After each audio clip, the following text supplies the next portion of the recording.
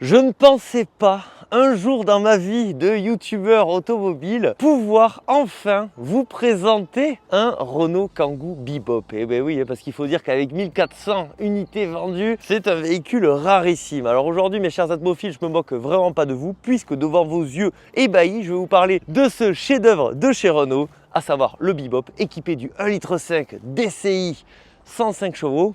Est-ce que ça va tarter? Peut-être.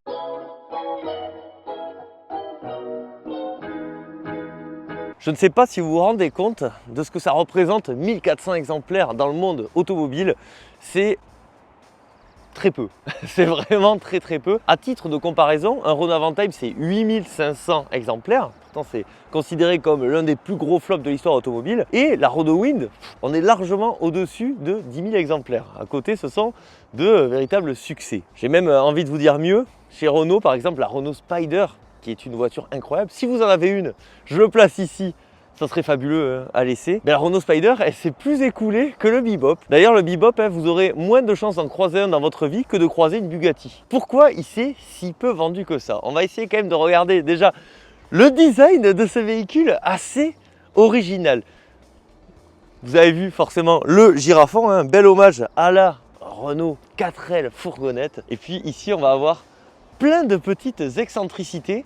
En fait, ce véhicule, à vouloir plaire à tout le monde, il n'aura pas forcément plu à beaucoup de personnes, mais vous allez voir, il y a quand même quelque chose à relativiser avec ce véhicule. Ils ont eu la démarche audacieuse de prendre l'utilitaire de chez Renault, le mettre en format plus court, d'ailleurs format plus court qui sera aussi commercialisé, et lui donner un côté presque luxe premium. Il faut dire qu'à cette époque, lorsqu'il va sortir en 2009, la tendance c'était les citadines chic. Je ne sais pas si vous vous souvenez de la Mini R56, la Fiat 500, la DS3 qui allait arriver, l'Alfa Romeo Mito, même il y avait les petits monospaces chic, le Peugeot 1007, la Lancia Musa. Et donc Renault dans tout ça, ils se sont dit, ça serait bien quand même qu'on fasse un véhicule qui puisse mettre un petit coup de pied là, dans cette catégorie, tout en mettant pas trop d'argent tout de même. Et c'est là que le Kangoo Bebop, il se pose comme une évidence. En fait, il y a eu un concept avant l'arrivée en série de cette auto, en 2007, au salon de Francfort. Et cette bande de fous, ils ont sorti donc le Bebop Concept Car. Cette auto était dotée d'un moteur de 225 chevaux. D'ailleurs, elle a été en vente il y a peu de temps. Si jamais l'acquéreur de ce véhicule veut nous la présenter, ça serait extrêmement drôle, on pourrait peut-être même y aller avec l'atmophile, un atmophile que je remercie énormément pour sa venue. Je peux vous dire qu'il a traversé du pays pour nous amener ce véhicule. Et donc, en 2007, Renault, ils nous sortent ce concept car détonnant, mais bon, ça reste un concept car. Bah non. Ils l'ont sorti en série, cette bande de gros fous là. Et en fait, le Kangoo Bebop, même si c'est un flop, forcément c'est un flop quand on fait 1400 unités vendues, ça reste entre guillemets à relativiser parce que déjà ça a coûté pas trop cher à Renault, parce que finalement ça reste un Kangoo revisité. Forcément ils l'ont pimpé, ils ont ajouté des choses bien sympathiques comme par exemple ces magnifiques jantes. Il y a un côté bicolore aussi avec, vous avez vu, des touches de gris ça et là, on va le voir aussi au niveau de l'avant. Il y a ceci là, voilà, ça c'est vraiment la pièce maîtresse. Forcément ils ont mis aussi des vitres à l'arrière sur un Kangoo court, ce qui n'est pas présent sur la version utilitaire. Mais globalement cette voiture, ok, c'est un flop, mais ça a coûté infiniment moins cher par exemple à Renault que une Renault Wind, c'est compliqué, ou encore qu'un Renault Avantime. C'est pour ça que je vous dis que le flop est quand même un petit peu à minimiser. D'ailleurs, Renault eux-mêmes espéraient en vendre 3000. Bon, ils ont vendu moitié moins. Mais malgré tout, c'est des chiffres tellement minimes que c'est un petit peu à relativiser. Même si forcément ça reprend la taille du Kangoo court, 3,87 m, on est beaucoup plus court qu'une Renault Clio. Par contre, on est beaucoup plus haut. Je ne sais pas si vous voyez la hauteur, surtout que celui-ci, comparé à la version utilitaire, il est encore rehaussé. Ce qui fait que, par exemple, notre atmophile, l'hiver, il lui met 4 pneus neige, et puis là, c'est parti.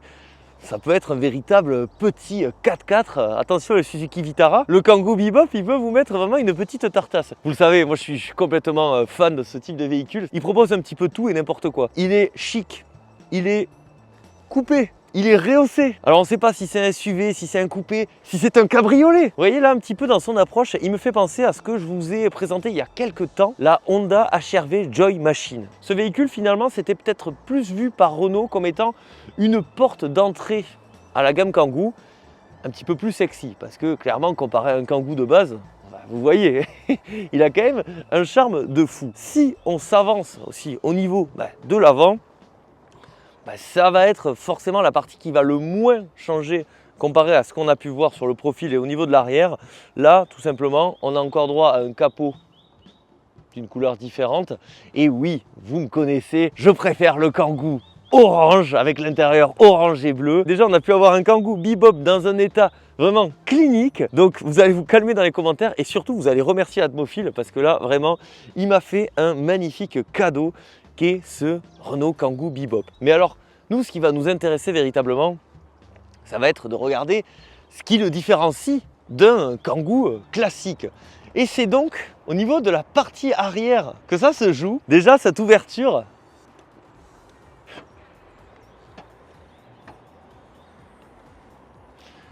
moi, ça me fait plaisir. Ça me fait plaisir parce que, vous le savez peut-être, je suis actuellement à la recherche d'un Yaris Verso et le Yaris Verso aussi s'ouvre comme ça. La petite porte frigo. Le coffre, si on le prend en tant que tel, il n'est pas immense, 174 litres. Et il faut dire aussi que il y a quand même, parce qu'on ne croirait pas là, on pourrait croire que c'est un utilitaire. Bah, c'est un utilitaire à 4 places. Là par exemple, si on veut faire une caméra car, moi je pense directement création de contenu, c'est sûrement la voiture ultime. Et puis si on est président de la République aussi, bah, c'est vachement bien, hein, voilà. On peut faire coucou tout le monde. Bon, souvent c'est plutôt direction la route, mais quoique, on peut se retourner. Ça permet de charger forcément des girafes, hein, d'où son nom, mais finalement pas que. En bonne Kangoo, elle est quand même aussi dédiée aux familles. Regardez, ça me rappelle évidemment mon Peugeot 1007. Bien sûr, on peut les enlever, les sièges. Et là, on a un volume de coffre, pour le coup, immensément grand. Venez voir, là, il y a même des petites plancouilles. Hop, on peut cacher ceci. Le plus confortable, et il dure. Ben oui, forcément.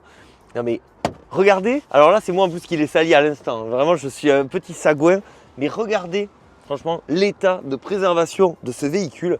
Là, on est face, je pense, au Kangoo Bebop le plus propre de France. L'Atmophile a fait toutes les révisions en temps et en heure chez Renault. Mais ça, c'est tellement marrant, quoi, cette porte. On va directement remettre ces sièges. Vous savez, leur slogan, c'est quoi, Renault? C'est des voitures à vivre. Ça, je l'ai vraiment compris lorsque, par exemple, j'ai essayé la Renault Twingo ou encore le Renault Espace de 3e génération, voire la Vantage. Mais là, ici, ben, c'est limite encore plus parce qu'il faut se rappeler qu'on a un gabarit minuscule. Et pourtant, ça c'est hilarant. Ça c'est vraiment trop drôle. Donc attendez, je vous montre ça et après on va regarder les places arrière. Mais vraiment, qui a ça? Ben pas grand monde, ça je peux vous l'assurer. C'est une petite citadine chic utilitaire 4x4 SUV coupé cabriolet. Mais quand même un minimum dédié aux familles. Et déjà regardez l'espace. Là je pense qu'il y en a, ils vont me dire: mais t'en fais des caisses, c'est un utilitaire, tout ça. Mais écoutez, vous connaissez mon amour pour les bizarreries. Là, je pense qu'on est hyper copains avec ce Kangoo Bebop parce que vraiment, il va loin dans son délire. Non mais regardez, et puis, non mais, là, je suis pas dans un cabriolet. Non mais sans déconner. J'ai rarement été aussi bien à l'arrière d'un véhicule. Non mais, voilà, place encore, 3,87 m. Et la hauteur, c'est génial. Là, il y a des rangements partout parce que ça reste quand même un ludospace aussi, parce qu'on peut rajouter. De toute façon, il est tout. On est excessivement bien. Vous avez vu, le siège, il est reculé là. Ça manque presque d'un petit accoudoir. Tu vois, là, ils auraient dû rajouter un truc parce qu'il y a la place. Une des volontés de Renault, c'était d'en faire un véhicule le plus jovial possible. Et même dans des teintes, entre guillemets, plus discrètes, ils étaient obligés de mettre un minimum de couleurs. Et c'est pour ça qu'on retrouve quand même ces sièges qui, je trouve, sont tellement chaleureux. Mais après, ça reste un utilitaire. Et vous savez quoi, j'adore les utilitaires en plus. Parce qu'on a une position de conduite qui est top. Là, on peut faire... Non mais là, de toute façon, l'Atmophile, il a roulé avec. Hein. Mais il a bien roulé, hein, forcément. Moins de 7 litres au 100. Ça bombarde. On est en 2009 tout de même sur un véhicule de base utilitaire. C'était hyper bien équipé. Et dites-vous qu'en option, on pouvait encore aller un petit peu au-delà avec de la clim automatique, avec du régulateur de vitesse, du radar de recul. Il y avait un défaut tout de même. Et c'est aussi pour ça qu'il s'est pas tant vendu que ça, ce véhicule. C'est qu'il était vendu à des tarifs plutôt prétentieux. Moi, ce que je trouve de très drôle, ça va être ceci là, forcément. C'est quoi ça? C'est quoi ce phénomène de timbré là? Le plus confortable et il dure? Ben oui, il faut le mettre partout, forcément. 6 vitesses, pas mal. Boîte 6 vitesses, ça sur l'autoroute, c'est vachement bien. Hein. Bien sûr, ici, on va avoir un petit ordinateur de bord. Là, on a des rangements. Ben oui, ça reste un Kangoo. D'ailleurs, en parlant de rangement, son deck. Non mais parce que là, vous vous rendez pas compte. Je perds mon bras. Là, ici, un petit vide-poche. Là aussi, il y a des astuces partout. Il y a des rangements à plusieurs endroits. Non mais, sans déconner. C'est génial. Hop, la boîte à gants, elle est balèze. Et encore une fois, je suis désolé de le répéter, mais regardez l'état de préservation de ce véhicule qui a 17 ans. Bien sûr, il y a la notice d'utilisation. Le propriétaire l'a acheté donc en 2009 et l'a gardé. Donc c'est une première main. Ça fait plaisir de vous présenter des autos aussi bien conservées sur la chaîne. Bon là, il y a tout. Hein. Peut-être qu'on fera une session lecture, mais à un autre moment. Parce que nous, avant de prendre la route, on a quand même quelque chose à vérifier. Ça va être ce qu'il y a sous le capot.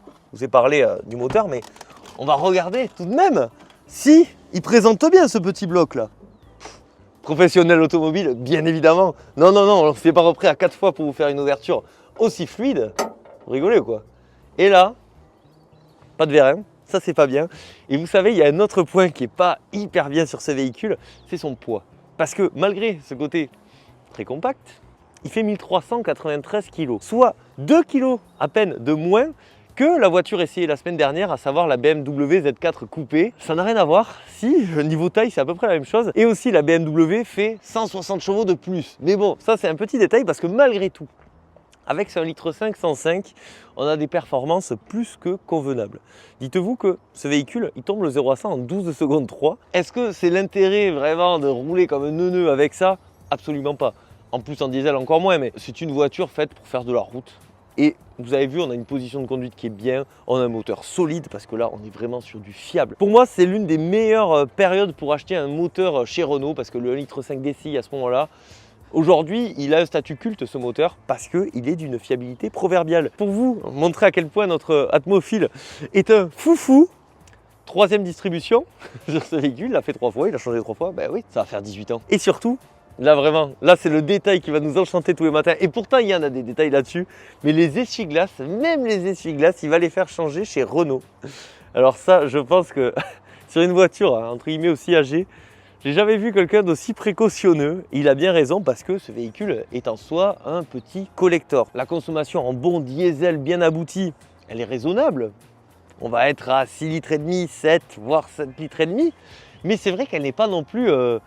toute petite comme on pouvait avoir par exemple à l'époque. Moi je me souviens, ma mère elle avait une C3 1,4 HDI, on faisait 4,5 litres. Hein. En fait c'est aussi dû, regardez ce look, il n'a aucun sens, il est hyper haut et en plus l'arrière il tombe d'un coup, ce qui fait que d'un point de vue aérodynamique, ce véhicule c'est très compliqué, mais bon, est-ce que c'est ce qu'on lui demande? Ça va, et puis malgré tout la consommation elle reste quand même acceptable, mais je serais curieux d'avoir le retour d'un propriétaire qui l'a en essence. Impeccable. Vous êtes prêts? Il faut l'être. C'est parti.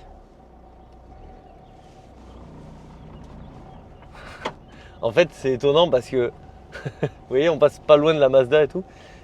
La voiture, elle est plus courte que la Mazda. Et pourtant, là à bord, j'ai vraiment l'impression d'être dans un camion en fait. C'est immense. Et puis alors l'Atmophile qui est derrière, mais j'ai l'impression que tu as 4 bornes. C'est n'importe quoi. Je vais vous montrer un truc de fou, vraiment un truc de fou.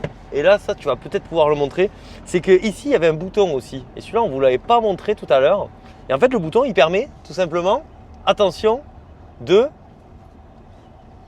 fermer ceci. Voilà. Et on va peut-être le fermer pour avoir un peu moins de vent. Parce que là-dedans, en fait, cette auto, finalement, dans sa philosophie, c'est tellement coupleux, je suis en 3e, on n'est même pas à 30. Donc cette auto dans sa philosophie, elle me fait aussi beaucoup penser à l'Avantime. Alors vous allez vous dire, mais qu'est-ce qu'il raconte encore celui-là? Du côté vitré du véhicule, parce que l'Avantime, on aurait dit aussi un cabriolet parce que tout le toit là était vitré de partout. Mais ici, entre ça, là, c'est baie vitrée, ici, derrière, franchement, on a de la luminosité. Et vous savez que c'est vraiment un des points pour moi essentiels sur une automobile. Bon après oui, bon, on a un châssis, le châssis, bon là oui, je l'ai vu le châssis. Attention Mister parce que, waouh. Et puis là regardez, là on se prend, hop, la douille direct. Peut-être que je roule un peu trop comme un pépère, mais c'est vrai que c'est vraiment pas une auto qui incite à rouler vite. Hein. Je n'arrive pas à le placer. C'est-à-dire qu'il est à la fois immense dedans, mais il est tout petit dehors. La coudoir c'est un peu dommage, je trouve qu'il est un peu trop bas. Mais alors sinon, oh là là. Mais t'es un pacha là. Bon après je pense que le Kangoo classique ça doit être à peu près pareil. Mais force est d'admettre que ben, on est bien quoi. Je vous ai même pas plus parlé du design en soi de la planche de bord. Et je me souviens lorsque j'étais enfant, pas forcément sur le Bebop mais même le Kangoo 2 classique, j'aimais beaucoup. Je le trouvais infiniment plus moderne que le Kangoo précédent. Même encore aujourd'hui, forcément Caradisia qui sera en PLS parce que les plastiques, voilà, c'est du plastique dur, hein, mais ça reste un utilitaire. On peut essayer de voir un petit peu en accélérant quand même. On regarde un peu ce que ça donne. Donc c'est coupleux, hein, donc là moi je relance, je suis en quoi? Je suis en 3. Ça marche bien. La boîte de vitesse est bien aussi. Elle est plutôt ferme et précise, ce qui n'est pas toujours donné à ce type de véhicule. Des fois, par exemple, si je compare avec le 1007, parce que je trouve que quand même il y a aussi du 1007 un peu là-dedans, hein, ce côté un peu absurde. La boîte de vitesse du 1007 c'était pourri, elle était vraiment hyper imprécise, molle, voilà. Là franchement c'est propre. Le musée Renault ils vont t'appeler, hein. Tu vas voir là, tu vas te le faire confisquer et puis voilà. J'attends les critiques, je sens qu'on va on va s'en prendre plein la binette.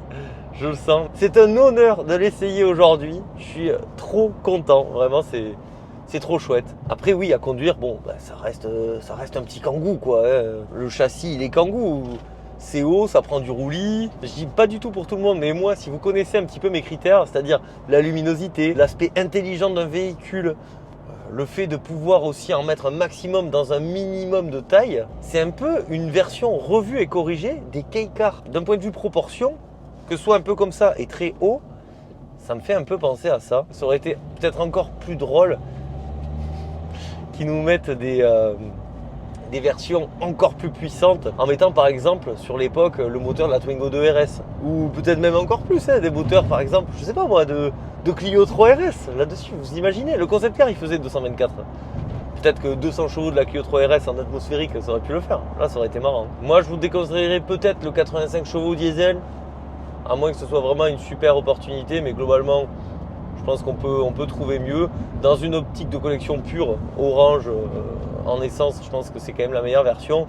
Et dans une optique de daily pure, bah, celle-ci elle est vraiment chouette. Après, il n'y a pas d'émotion particulière à la conduite, on s'y attend. Mini accélération. J'ai même pas envie de trop appuyer parce que le pauvre quoi. Respect déjà, respect Monsieur Bebop. Bebop c'est surtout aussi une série chez Renault. C'est pas que le Kangoo Bebop, il y a la Clio Bebop. Eh bien tiens là, tu vois, t'as un Kangoo court, comme le tien là. Putain, je sais pas si on le voit bien là. Voilà. Bon, ça a quand même une autre allure le Bebop. J'adore l'audace de Renault. Vraiment, c'est un constructeur. Je sais que lorsqu'on n'y connaît pas grand chose en automobile, Renault, on s'en moque un petit peu souvent. Et moi, plus je m'intéresse à l'automobile, plus je me rends compte à quel point ce constructeur nous a sorti quand même des voitures complètement folles. Même encore aujourd'hui, franchement, la gamme Renault, c'est un des rares constructeurs où je me dis en 2026, c'est cohérent, c'est plutôt intéressant à voir à l'avenir. Mais c'est vrai que Renault, je trouve qu'ils sont trop sous-cotés d'une façon générale. Plus court, plus cher, moins logeable qu'un Kangoo classique. Et pourtant, vous me connaissez, c'est bien celui-ci qui a ma préférence. Quelle audace de la part de Renault de nous avoir sorti une voiture qui, si on est à un minimum pragmatique, n'a pas beaucoup d'intérêt. Et pourtant, ils sont quand même allés au bout. Et ça, c'est génialissime. Bref, vraiment un grand merci au Renault de l'époque. Le Renault de ce bon vieux Carlos, il n'a pas fait que des bêtises non plus, le bon vieux Carlos. Ça manque ce genre d'auto complètement décalé. Alors, est-ce que le Kangoo Bebop va revenir? Bien évidemment que oui. Bah non, pas du tout. Il ne reviendra pas. Hein. Vous savez, ensuite, on va faire les cost killers. Tuer les coûts en français. Voilà, tueur de coûts. Bon bref, l'ambition de Renault, surtout à la suite du passage de Carlos Ghosn, ça va être de faire des autos plus chères qu'on vend moins. Et c'est vrai que le Kangoo Bebop, en soi, c'était un véhicule plus cher qu'on vendait moins. Mais le but aussi, c'était de rationaliser les gammes. Et malheureusement, ce véhicule va passer à la trappe. Et il faut dire aussi que c'était quand même sacrément décalé. Je peux comprendre qu'il n'ait pas eu de descendante, ce qui rend donc cette auto encore plus exclusive parce qu'il n'y a vraiment aucun équivalent sur le marché à un Kangoo Bebop. Il n'y en a pas. J'espère que cette vidéo vous a plu. Moi, ça a été un véritable plaisir. Je pense que ça se voit de vous parler de cet ovni automobile. Pensez au like, à l'abonnement, c'est hyper important. Hein. Vous imaginez même pas à quel point de la vie c'est important. Le petit commentaire, n'hésitez pas vous à me dire ce que vous pensez de ce bolide. J'ai une pensée particulière envers tous ceux qui soutiennent la chaîne, que ce soit depuis Patreon ou YouTube Rejoindre, vous êtes les atmophiles ultimes. Malgré tout, le plus important, c'est pas ça, et vous le savez. C'est quoi le plus important? C'est de prendre soin de soi. Vous prenez soin de vous. C'était Atmo, je vous dis à la prochaine. Allez, bisous, ciao ciao.